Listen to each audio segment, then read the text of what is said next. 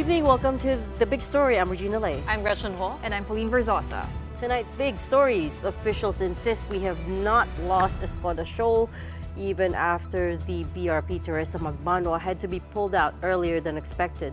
Coast Guard personnel aboard it were dehydrated and were forced to drink rainwater and aircon condensation at one point. Well, amidst the Philippines standoff with China, Germany sends one of its Navy frigates to Manila as part of its commitment to uphold UNCLOS. This is the first time in over 20 years that a German Navy vessel has docked here. And President Bongbong Marcos becomes emotional and says he feels a deep sense of shame over the rampant sexual abuse of Filipino children online and vows to intensify efforts against child exploitation.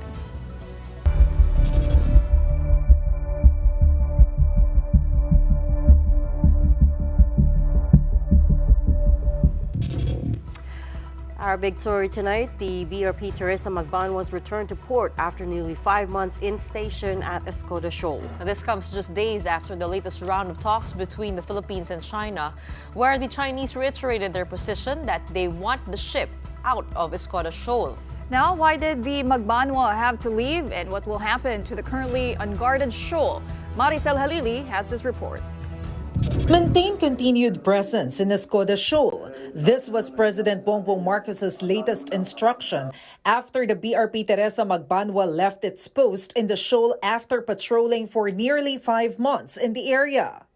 Ang directive ni Pangulo ay i-maintain natin yung ating presence. Pag sinabing presence, strategic presence yun, hindi lang physical presence.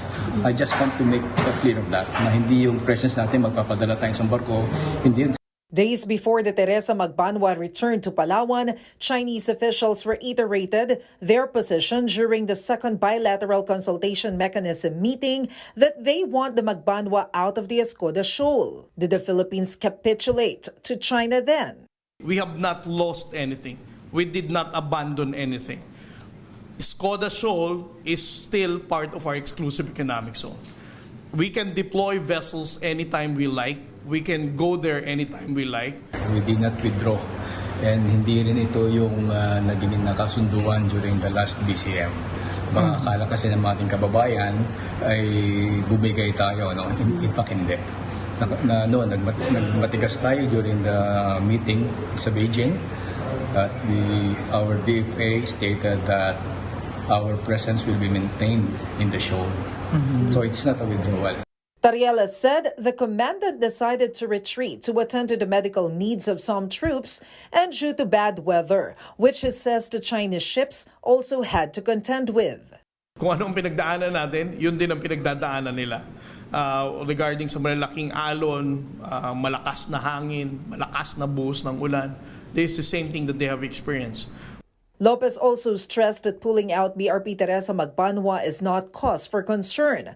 The government, he says, has other means to monitor Escoda Shoal, which is as big as the cities of Caloocan, Navotas, Malabon, and Manila combined. In his statement announcing the Magbanua's return to port, Executive Secretary Lucas Bersamin called it mission accomplished, because the ship, quote-unquote, challenged an encirclement by a larger flotilla of intruders and battled inclement weather, with her crew surviving on diminished daily provisions.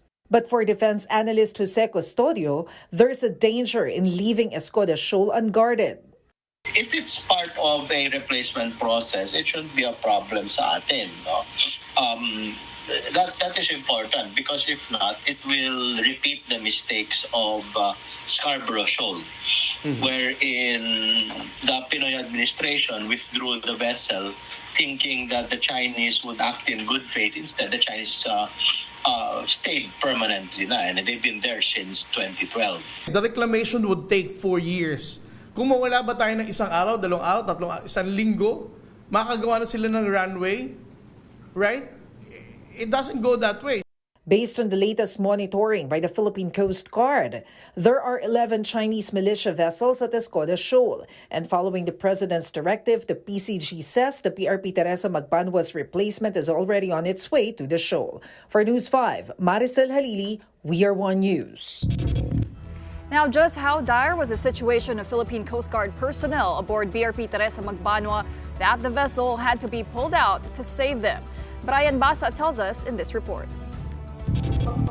Exhausted, but Lieutenant Commander Efren Duran could still afford to smile. After 5 months of the daunting task of keeping watch on Escoda Shoal, it's only now that he can have a proper meal and sleep.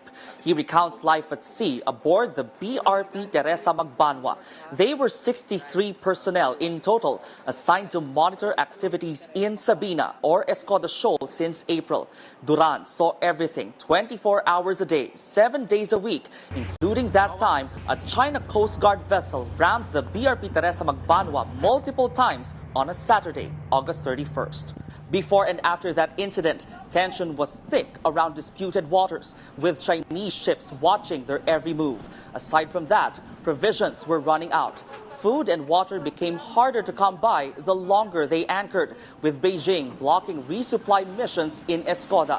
The result, many from the crew became dehydrated. But ingenuity is a skill every PCG personnel has learned. When their only desalinator that converts salt water to drinking water did not work, they resorted to drinking rainwater or water coming out of their air conditioning unit. So para siyang distilled water kasi parang moist siya, dadaan siya sa filter. Dahil doon sa moist na yun at nag-create kami ng tubig is nakaka-produce kami ng tubig ng siguro mga 4 na bote na pang-inom sa loob ng 24 hours. When the vessel returned to port in Palawan on Sunday, at least 2 personnel had to be carried out on stretchers. Others had complained of stomach pain and arthritis. Still, knowing what they know now about how high the stakes are for the Philippines, the PCG is getting ready for another long mission at sea. It has bought more desalinators, and the BRP Teresa Magbanua will be refurbished. Pag binigyan ako ng order na mag-deploy ulit, darga kami ulit, sir. For now, Lieutenant Commander Efren Duran and his troop will take a well-deserved rest, but not for long. Despite their ordeal, PCG personnel are willing to secure Escoda Shoal one more time, even if it means facing their aggressors all over again. Proud kami, sir, na kahit mag-isa lang kami doon kasi hindi naman namin sila pinoprovoke. So, nagtatrabaho lang kami doon. Walang mga aggression kaming ginawa sa kanila. Aboard the BRP Teresa Magbanua in Puerto Princesa City, Palawan. For News 5, I'm Brian Basa, and we are One News.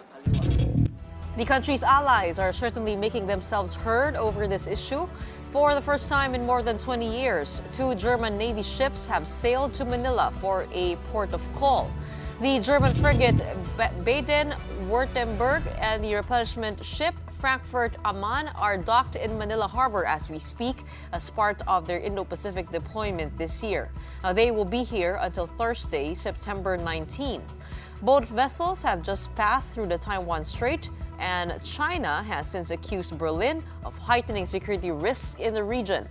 In a post on X, German Ambassador Andreas Pfaffernosch said the ship's presence here underscores one important thing, that Germany is ready to stand up for UNCLOS, for international law, and to uphold the right to free navigation.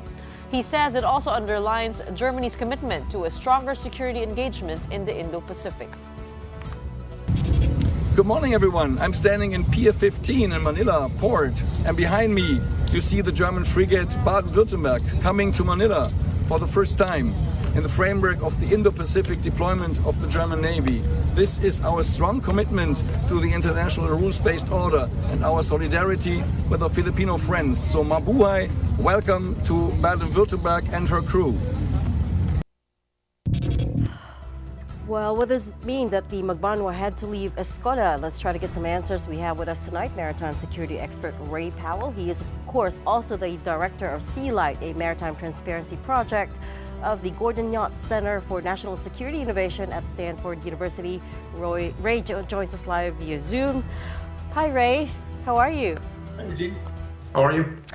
First thing I want to say is thank you for dragging yourself out of bed at this ungodly hour. You're on the West Coast, so it's just past 5 in the morning your time there, so thank you for that. It's a very important day, and we do need your insights. We're talking about the Teresa Magbanua, of course. First off, what was your reaction when you heard that it was getting recalled? Did you anticipate this? Yeah, I mean, I think so. It was never going to be tenable over the long term once China decided to really aggressively contest it.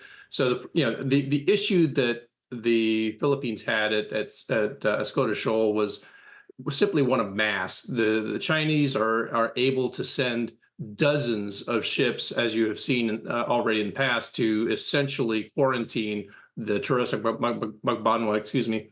And again, as they experienced, actually getting a ship through a determined quarantine is almost impossible.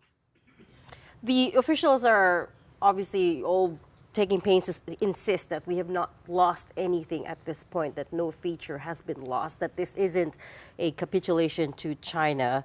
Bearing in mind, though, that all these features we're talking about are well within the exclusive economic zone of the Philippines. But what do you think? Have we lost Well, anything? I think you have to start with the question of did the Philippines really sort of have Escoda Shoal to begin with? There was one ship out there. There were dozens of Chinese ships. It was sort of a random engagement in a lot of ways. The Teresa Magbanwa did not go out there to claim the shoal. It was already a Philippine shoal. It was already within the Philippine EZ. It went out there ostensibly to keep an eye on China because of the suspected reclamation activities in the dumping of the coral. So I don't know that Manila really expected such a rash and sort of over-the-top Chinese response to an anchoring. But China framed the whole thing almost in terms of as if it was a second Sierra Madre. There are all this weird language about a quasi-grounding, and that there was clear concern that for some reason the Philippines would take one of its newest, largest, most modern ships and ground it at Escoda Shoal. That was never realistic, but that was the way China reacted. And so,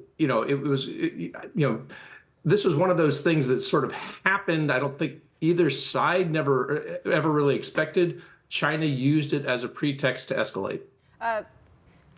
Can you give us an oversight of what was happening around Escoda Shoal when the Philippine government decided to bring the BRP Teresa Magbanwa in that area? I mean, to have it there for about 5 months, you kind of understand where China is coming from, that they're paranoid, or they would tighten their grip over Escoda. Did we see an escalation in terms of the number of ships prior to the BRP Teresa Magbanwa staying there? What was it like? Absolutely. Yeah. Up until then, China had mostly just kept their what we call their Spratly backbone vessels. So this is the slightly smaller militia ships that don't really take an active part in China's enforcement. They would just raft themselves together. Basically, they tie their ships together and just sit there for months on end. So the Philippines, of course, had sent out some marine scientists to look at the shoals. And when we talk about the shoal, remembering that, as your report indicated, it's a massive area, and it's actually a whole number of individual shoals. So, the Philippines had taken a look at some of those and saw some things that, this dumped dead coral that indicated that maybe China was trying to raise the level of the shoals with some idea of sort of building a case in the future that it was actual territory that was China's. And so the Philippines was concerned about that when it sent out the Teresa Magbanwa in April. And so that was when China's reaction began to really ramp up. And again, I think it took a lot of us by surprise how extremely China reacted to that. It was, they constantly used this grounding terminology, which was ridiculous. There's no indication that the Philippines wanted to ground one of its newest ships. It's not a World War II ship like the BRP Sierra Madre. So, and once they did so, they almost couldn't back down because they ramped up the rhetoric to such a degree that, that was what sort of made Escoda Shoal into this huge issue. Help us understand the importance of Escoda Shoal. I know that you passed by it on the way to Second Thomas Shoal, or Ayungin as we call it. It is also on the way to Mischief Reef. But tell us a little bit more, because I think I read something that it wasn't even included in the arbitral award. It wasn't mentioned specifically. And now this is a new flashpoint. Yeah, that's correct. Yeah, the arbitral award makes no mention of it at all, and because it wasn't an issue. In fact, so I had you know Greg Polling from the Asia Maritime Transparency Initiative. I had him on our podcast not very long ago, and he called it a random reef in the middle of a whole bunch of random reefs. It really, there's nothing specifically interesting about it. I mean, of course, it's closer to Palawan than some of the other places. It's not a big fishing ground like Scarborough Shoal.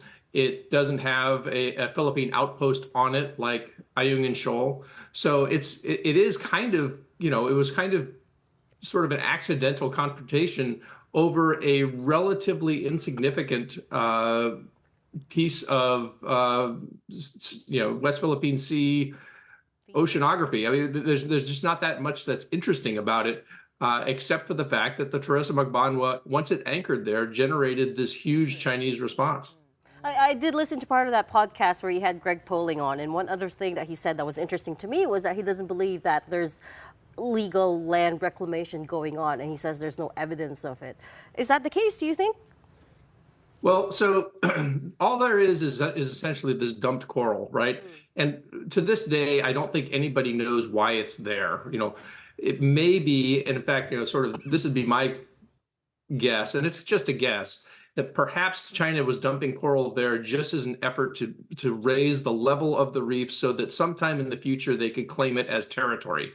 They are now using the term territory to explain it, and that's important to China because in their narrative, this is a territorial dispute. So this brings it to, you know, if it is a territorial dispute, then it's like on the level of Scarborough Shoal, which because it is under international law considered a, quote, rock, that is legally territory so that it can have its own territorial sea. And that sort of, again, it just sort of elevates it a little bit in their lawfare. So that may be what they were doing. Of course, if they were doing that, it wouldn't mean much today because you're not supposed to be able to change the legal standing of any feature in the South China Sea simply by you know, raising its level artificially. But you know, that doesn't really matter within China's internal narrative, which they use quite aggressively. So that's one big thing that we've seen change over the last several months is China begin to refer to Sabina Shoal, Escoda Shoal, Xianbinjiao, as they call it, as their territory. Well, Ray, the national government is planning to deploy other vessels to replace Teresa Magbanwa. We're not sure if that's a single vessel or multiple vessels. But what do you think China's reaction will be to this? So thanks, Pauline. It's hard to say. There's no reason for them to, you know, react as strongly as they did before now that the Teresa Magbanwa is gone. But of course, they may react, concerned that there will be another Teresa Magbanwa, there will be another ship anchored there. So I wouldn't be surprised if they do try to keep any ships out of the shoal. Now, that's a hard task. As Commodore Tariella mentioned in his comments, Sabina Shoal, and again, your story indicated this, Sabina Shoal is huge. So they do have to, basically patrol a very, very large area. And it's not like Scarborough Shoal or Ayungin Shoal where there's only one entrance. As your pictures show, this is just a whole series of individual shoals. There are many, many, many ways to get in and out of the internal part of this feature. And so if the Philippines, wants to try to sneak something in and anchor it there, it's easier to do than it would be in one of these other places. But I mean, so China's going to have its hands full trying to keep Philippine ships out. But I would expect them to try, at least in the near term. One question that's been raised, though, is why didn't the Philippines just ask the United States or any of the other allies for help to escort, for instance, the resupply missions to the Teresa Magbanwa? Indo-Pacific Commander Samuel Paparo was here just a few weeks ago. And in fact, when he was here, he reiterated that the United States stands ready to assist the resupply missions, although the AFP at that time, kind of held back and said, they're okay to do it themselves for now. What are we missing here? Was that a good strategy? Well, if they didn't want to do it before for Ayungin Shoal, then this wouldn't seem to be the time, for one thing, of course, the Teresa Magbanua, unlike the Sierra Madre, Teresa Magbanua could and did eventually weigh anchor and leave. And so it's not like there were no options. And as I mentioned, this isn't a especially consequential battle, if you will. It's a gray zone battle, but it's a battle nonetheless. It's not an especially consequential one, except for symbolically. So we're all talking about it today because the Teresa Magbanua went out and then left. That's really the only reason we're talking about it. So it's a bit of a different situation, and I don't think if some of these other situations didn't lead to a U.S. escort, then it's hard to see why this one would. To be honest, it does feel that we just gave China a reason to escalate over the Escoda Shoal and to have a tighter grip to show their force. And it does, I think, reveal the vulnerability between the Philippine-American relations, don't you think? Well, let me take the first part of that first, Gretchen, that, China looks for pretexts to escalate all the time. So if they have an opportunity to escalate and then normalize a new level of aggression, they'll take it. And then what that does is it shocks the system at first, but then lesser aggressions now become more normal, right? And we stop paying attention to them. So almost nobody talks about intrusive patrols anymore because they're so normal that they're just one more thing to talk about. So, because each time that China escalates, now we've got this new escalation to talk about, and now that seems like sort of the top, that seems like the reportable thing. So, pretext to escalate, it's one of those things that I think that every country has to be aware that China is always looking for this. And it's a very hard thing to sort of combat because it's an information warfare tactic. They're actually trying to take control of the narrative. So, in some ways, this is one of those things that you just have to sort of call it out when you see it and remind people that none of these escalations are acceptable. They're all an offense to the international order, which is why you see Germany showing up. What business, if you will, and I'm sure China asks this question all the time, what business does Germany have in this part of the world when they've got an active war going on in their part of the world? Well, Germany is deeply, deeply invested in the international order and uses, and to them, any sort of transgression that violates the international order is worthy of their attention. And so they've done a Taiwan Strait transit, and now they're docked in Manila. When you say this is not an especially consequential feature, then does that also mean then that the prevailing narrative that the Philippines has lost another feature in the West Philippine Sea is incorrect? Can we say that outright now? I mean, I think it doesn't strike true to me. Again, as I mentioned from the top, it's not like the Philippines sort of had the feature to lose it. It's not like the Philippines had an outpost there. It's not like the Philippines had a strong presence there before. What happened was they sent us, the Philippines sent a single ship to Escoda Shoal to do some monitoring, and that ship was eventually sort of compelled to redeploy. So, China has effectively taken control of Escoda Shoal. Whether they want to maintain control is another question. And again, why would they want to maintain control of Escoda Shoal as opposed to any other particular reef or shoal? I mean, there are dozens of these, right? They could sort of decide on any of these uninhabited, unoccupied reefs or shoals. They have the mass to be able to do this wherever they want. It just happened to be Escoda. So how much energy, how many resources are they willing to expend to sort of take this symbolic shoal, if you will? And it's only become symbolic because of the activities of the last 5 months. So, I guess I have a hard time with the term that it's been lost because I don't know that it was ever necessarily found. I suppose at the end of the day, it doesn't matter what we think, how we interpret it. The question at the end of the day is how China is going to see it, how they'll be pushing that narrative. Already, I believe there's been a statement I don't know if it's in direct reaction to the Magbanwa being pulled out, but there's a statement, part of which says that they have indisputable sovereignty over Sabina, or Jianbinjiao, as they call it. How do you think they might see it, and how might that change their strategy moving forward? Well, indisputable sovereignty is one of those fun terms that we are now seeing all the time, right? Anytime that there's any kind of West Philippine Sea interaction between China and the Philippines, the term indisputable sovereignty comes up.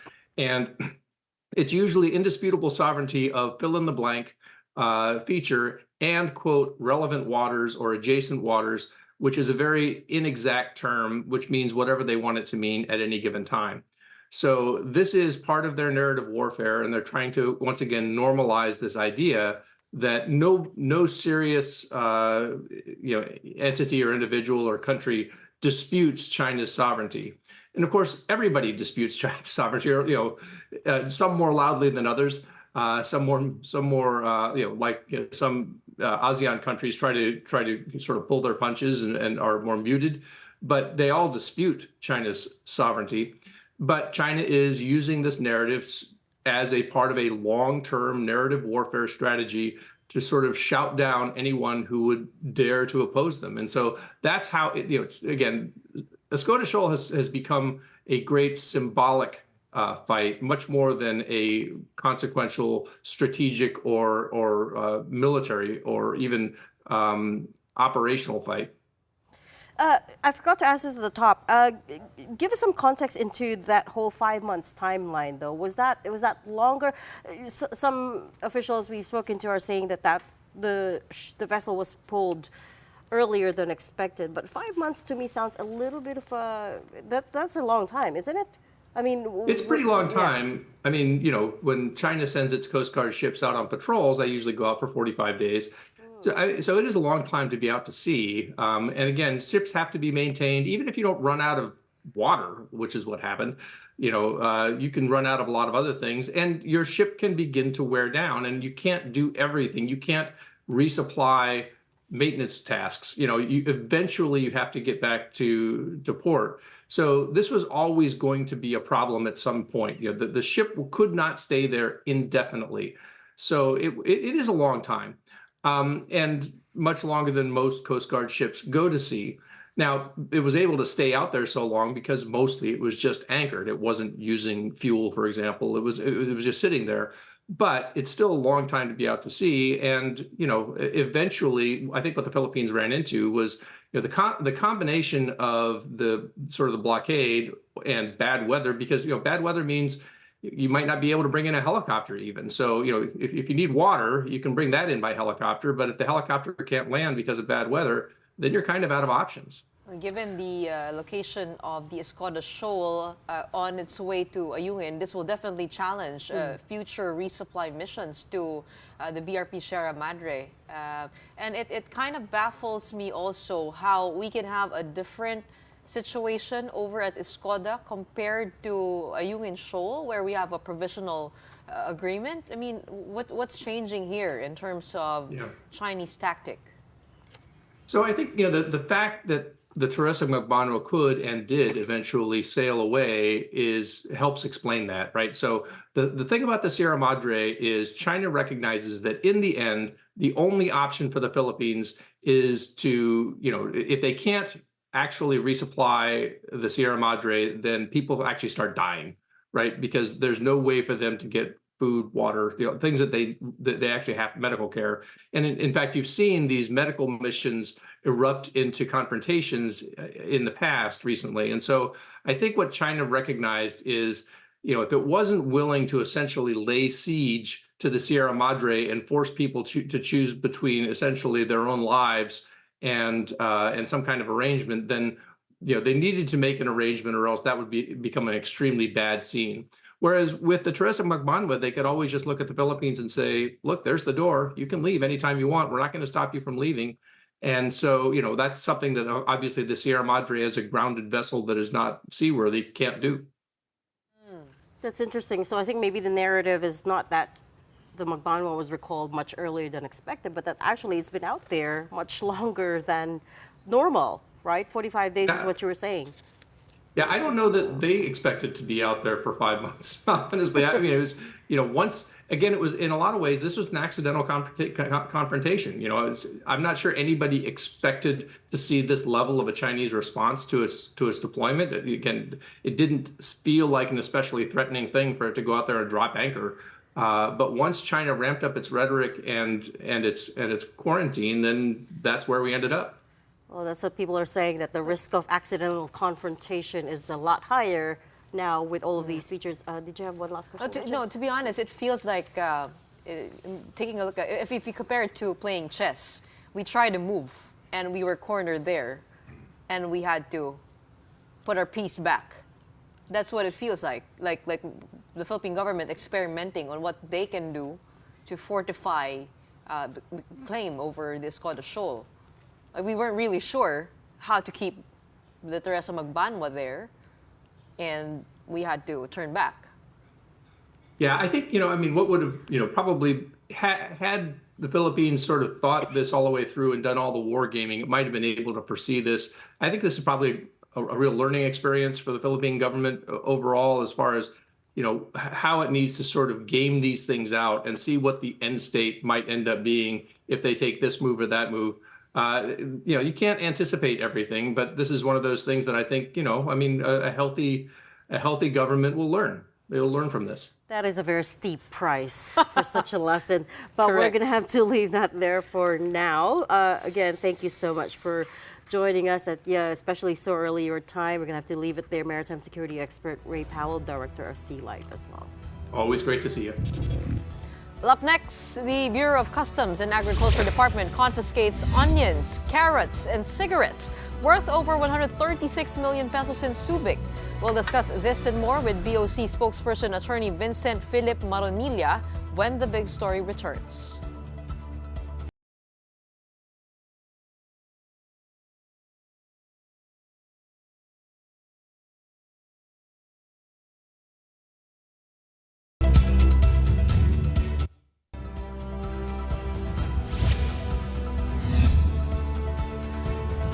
Welcome back. You are watching the big story here on One News. President Bongbong Marcos vowed to step up efforts to combat online child sexual abuse. He said he felt a deep sense of shame over the continued prevalence of such crimes in the country after listening to the story of a woman who, as a child, was locked up in a bar and forced to strip dance.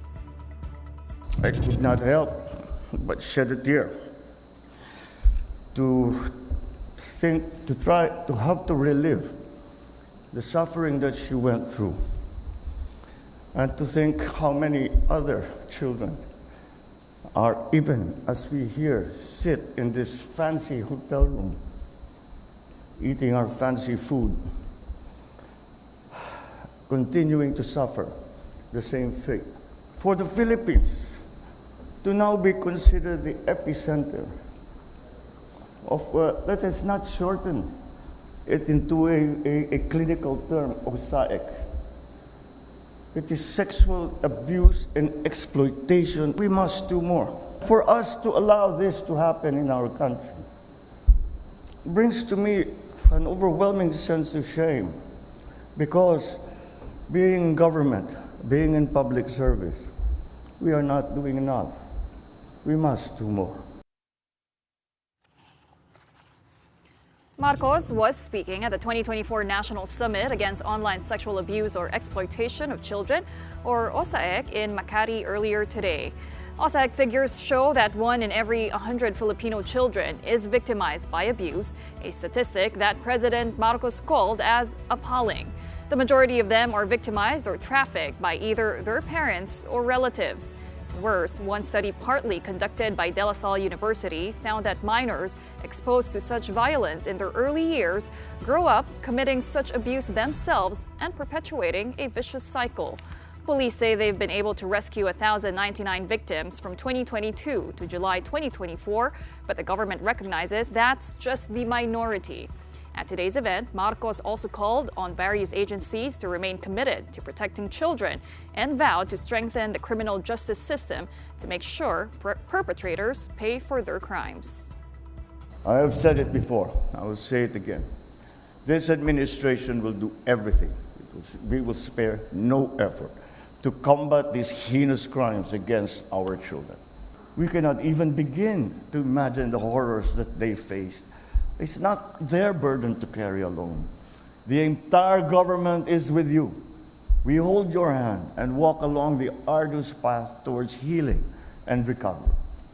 As we were discussing many of the measures that we were trying to put into place, I reminded all the heads of the different agencies what we are trying to do here, what is the most important part of this work that we are trying to do here, is to save the child, save that life.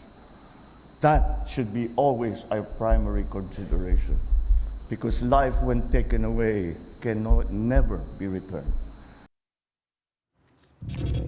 Well, President Marcos also called on the public to do their part, saying everyone should, quote, be suspicious, be watchful, and report even the slightest inkling of abuse. The number to call is 1383 for the Makabata helpline, which is run by the Council for the Welfare of Children. Another issue the government is struggling to contain: smuggling. The Bureau of Customs and the Department of Agriculture intercepted smuggled products worth almost 137 million pesos in Subic Port last week. The items were packed in 7 separate containers and were declared as frozen fish egg balls and tissue, when in fact they were carrots and fresh white onions and cigarettes. 2 consignees signed for the shipment, and now the DA is checking if they've been involved in other smuggling activities. Both are in violation of the Tariffs Act, licensing and sanitary requirements, among several charges. The government has estimated it is losing billions of pesos in revenue to smuggling, as much as 250 billion pesos in any given year. In fact, now that's according to estimates of the Federation of Philippine Industries. Who was behind this latest shipment, and what will it take to finally curb smuggling? Let me throw that question tonight to Bureau of Customs spokesperson Attorney Vincent Philip Maronilla. Welcome to The Big Story, Attorney. Good evening, ladies, and good evening to all those who are watching your show. Okay, Attorney, give us a sense of how the smuggling issue is now, how grave it is, because I believe the President already put his foot down in the past State of the Nation addresses. So kamusta po yung sitwasyon po ngayon? What are the trends when it comes to the smuggling of agricultural products?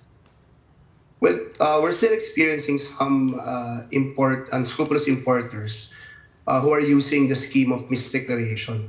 This is what happened here in this instance. They declared this as some other items. As you reported, they declared this as tissue. But actually it contained other items, other illegal items. So there were carrots, white onions, other frozen agricultural products such as fish ball, and of course, we also discovered 2 containers of illicit cigarettes. That has been the usual scheme that was being used in the past. So that's why we've been ramping up our operations and trying to profile each and every importer that are usually suspected of might have some traces of doing this kind of scheme. More than that, there are other schemes that we're guarding against. In the past years, there's been an increase in outright smuggling, which are smuggling in the high seas. So they no longer enter our ports, they enter it through private ports or some entrance in our country through the open seas. So we have memorandum of understanding and cooperation with the Philippine Coast Guard and the Philippine Navy. But again, for this instance, they've used old schemes like misdeclaration to try to smuggle this into our country. Pagkatapos po na maipasok itong mga produkto, saan po nagpupunta? Because kailangan malagay yan sa freezer, di ba? At ano po yung madalas na nakikita po ninyo na sinismuggle sa Pilipinas? Ito ba yung carrots, yung white onions, cigarettes, what else? Depende yan, Gretchen, sa kung ano yung mabenta sa merkado. Ganun yung naging experience namin. So, before, tulad itong carrots, kapag mabenta to sa merkado, nakikita nilang merong market talaga, they smuggle it. Kapag itong white onions, no, kapag medyo hindi harvest season o kaya medyo may kakulangan sa ating merkado, ito naman ang kanilang sinasmuggle. Cigarettes, we've seen a rise nung talagang smuggling incident dyan kasi talaga nagtaas tayo ng taxes dyan, no. Yung ating reform sa ating taxes, pagdating sa sin taxes, no, mga produktong tinatawag nating covered ng sin taxes tulad ng cigarettes, talagang ang laki nung tinaas, no. Kaya ang laki din nung magiging profit kung isa-smuggle to at hindi magbabayad ng buwis. Doon naman sa tanong, no, kung saan siya sinustore, no, yes, pag frozen agricultural products, kailangan siyang i-store sa mga tinatawag nating refrigerated warehouses, no, o ang tawag ng pamahalaan doon, cold storages. Itong mga cold storages ito, regular din po naming sinasubject to a raid through a letter of authority coming from the Commissioner of Customs and in cooperation with the Department of Agriculture. Kasi alam namin dito sinstore. Pag naman nauhuli namin to at illegal yung item, ito po ay aming dinidestroy kasi wala po itong kaukulang permit at hindi natin may ensure na fit for human consumption. But Attorney Marinelia, misdeclaration is an age-old tactic of the smugglers, though. They use it not just to bring in illegal agri-products, but also even illegal drugs. Also, remember the artificial onion shortage from, when was it, 2022, 2023, right? This is part of what exacerbated that. Why is it so difficult to stamp out? Give us a sense of how tricky it is trying to weed out these players. Well, you can just imagine how many containers the Bureau of Customs need to process every day. It averages to about 5 to 10,000 containers daily all over the Philippines that we actually process. And I guess the unscrupulous importers try to take advantage of the balancing act that we do, no, between trade facilitation and of course border protection. So siguro iniisip nila, dahil hindi naman lahat yan kayang bantayan ng Bureau of Customs at kinakailangan din nilang i-facilitate yung trade, kundi maapektuhan din, no, yung mga nilalabas na shipment ng mga legitimate importers. Kapag kami naghigpit para sa lahat, they try to do it the old-fashioned way, which is declaration. Tsambahan ba na merong mailusot or maisabay dun sa volume at maitago doon, no? Little that some of these unscrupulous importers have knowledge of is that niramp up na rin po ng aming intelligence and enforcement group yung capability namin to detect misdeclared shipments. In fact, we're not just relying on our own intelligence. We're using intelligence coming from source countries as well. Marami na pong pinasukan si Bureau of Customs Commissioner Bien Rubio, no, na iba't ibang memorandum of agreement, no, cooperation agreement with other countries in ASEAN and traditional trading partners natin para po magkaroon kami ng exchange of information. At pagdating pa lang sa kanila, kung medyo meron ng kaduda-dudang shipment na lumabas, may inform na kagad dito at ma-profile namin. I see. Because it's not physically possible to board every single container that comes in every single day. And then also, as you pointed out, it's a balancing act with trade facilitation because you also can't hold the shipments too long, right?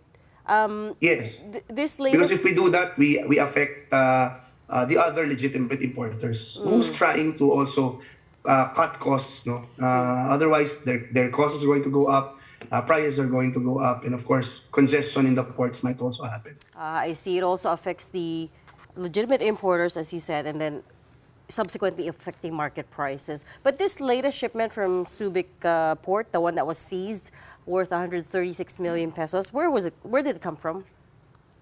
The imported agricultural products such as the onions, carrots, and the frozen fish balls and other frozen products came from China. On the other hand, the cigarettes came from Taiwan. Okay, Attorney, what do we know about these illegitimate or, as you mentioned, as unscrupulous importers? Sindikato po ba talaga to? Are they an international syndicate? And how many of them or how many of these smugglers have been charged and convicted in court, if any? But we've convicted, but in the past year, there has been conviction coming from the Bureau of Customs. So I think meron kaming a little over 5 convictions already. But there are numerous cases that are now pending before the courts and pending before the Department of Justice. Ang instruction ng commissioner namin dito is that once na mahuli to at matapos ang investigasyon, agad-agad mag-file sa DOJ. In fact, we're filing at a rate of about 3 to 4 cases every week sa Department of Justice. Not just agricultural products, but other cases of smuggling as well. Now, for these types of importers, paiba-iba din sila ng modus operandi. Before, they would usually do consignees for hire. But when we tried na higpitan yung aming accreditation system, they would now put up legitimate companies, and some of these legitimate companies magkakaroon ng pakonti-konting legal na importation, and then eventually when they get the status of legitimate importer, and historically, then they'll try to attempt bringing in paunti-unti ng mga smuggled products. But again, it's all a game of intelligence, and I guess one of the reason why we're very successful in apprehending these kinds of products that we placed a very competent person in our intelligence group. He's actually an intelligence guy coming from the Armed Forces of the Philippines, and the network is there, and the capability and the qualification of the person handling our intelligence and apprehensions is actually very effective. Isn't it possible to impose stiffer penalties and fines, or actually reveal the identity of these smugglers and those who conspire for these products to get inside the country? Di ba napag-uusapan yun? Napag-uusapan naman. In fact, we're going to name them once we file these cases in court. We're just very careful at this stage because there are follow-up operations and follow-up investigations to get to the bottom of who's actually involved in these operations. And yes, in some instances, we found out that it's a syndicated thing. In other instances, it's really just basically money-driven. It's a profit-driven. We have a saying that money makes the world go round, and it's the same thing in smuggling. The profit that they actually are expected to get is the price that's actually making them attempt to smuggle these items over and over again. Try to smuggle these items over and over again. All right, thank you for giving us a better sense, and we hope to see a better situation moving forward. Thank you so much for joining us tonight. Bureau of Customs spokesperson, Attorney Vincent Philip Marunilla. Now, how does the weather look tomorrow and the coming days? Well, more rains are expected as Tropical Depression Hener is forecast to move across northern Luzon. The center of the storm was last located 290 kilometers east of Tuguegarao, Cagayan. It packs winds of up to 55 kilometers per hour, with gusts reaching 70 kilometers per hour. Hener is moving northwest at a speed of 10 kilometers per hour. Signal number 1 remains in effect for Cagayan, including the Babuyan Islands, Isabela, Quirino, Nueva Vizcaya, and Apayao. It also covers Kalinga, Abra, Ifugao, Mountain Province, and Benguet. Signal number 1 is also raised in Ilocos Norte, Ilocos Sur, La Union, Pangasinan, and Zambales, as well as Tarlac, Nueva Ecija, Aurora, and the northern portion of Quezon, including the Polillo Islands. Hener may possibly make landfall in Isabela or Aurora before exiting the country by tomorrow night. Meanwhile, another storm in the Pacific Ocean is being monitored by Pag-asa. It has the international name Pulasan. Although it is still far at sea, it is also intensifying the habagat, which will continue to bring rain to most parts of the country.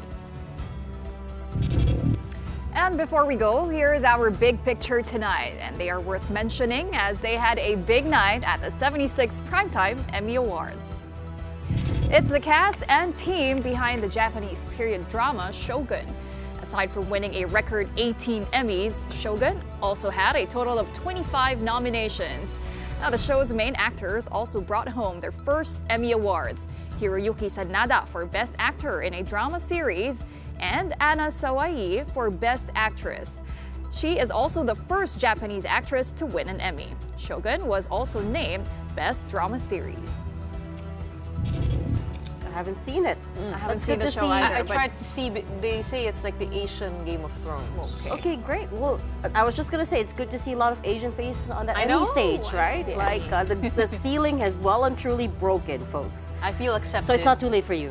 Oh, No, why not? I just came from If you guys are the FIBA Hall dreaming of of an- Fame, hosting the of an FIBA Hall of Emmy. Fame. Yeah, how about that? It kind of made me feel proud to be an Asian. Wow. You didn't get to meet Reggie Miller though. I didn't. I Our- got to meet our Peja childhood. Stojakovic, Wow. And was he nice? Stefan Marbury, and Tim Hardaway. He was very nice. They were very nice. Yeah, but Reggie Miller is is an icon from our OG. childhood. The OG. What was it? 31? Number 31? 33. 33. Proud to banner the Philippines though. We were showcasing this photo that won best photo in a FIBA contest last year, where a little girl was playing basketball amidst boys from Rizal, and I got to tell that story.